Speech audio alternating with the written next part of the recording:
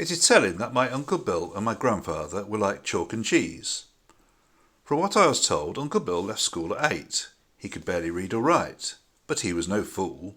I remember as a young child him sitting in his chair reading a broadsheet newspaper whilst puffing on his pipe. I would enjoy playing with the clouds of smoke, and I reckon he knew this and puffed up more smoke. Whilst he was supposed not to be able to read very well, he seemed to enjoy his paper and was very well versed in current affairs. He loved watching westerns on his black and white TV, and if John Wayne was on you had to be silent or else. He owned his own home, had an allotment and a small amount of land. In my time he lived with Auntie Lizzie down Henrietta Street in Bourne, which in my childhood was dead opposite the cattle market, with a set of cattle stalls at the top of the street. This is now a shopping centre and a car park.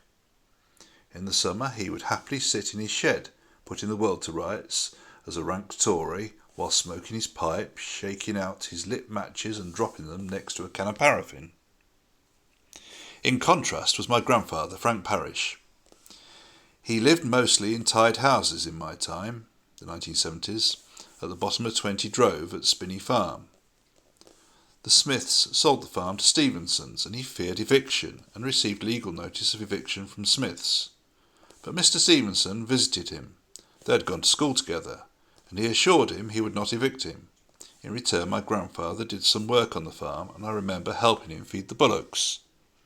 Eventually he retired to a Bourne United Charities almshouse in Bourne, a small house that resembles the design of cottages in the 1867 Commission report illustrated earlier in this book. It's very cosy, with large gardens, which he enjoyed growing veg and fruit bushes on. Like Uncle Bill, he had a love of westerns, both on TV and reading cheap western paperback pulp fictions. He was a good reader.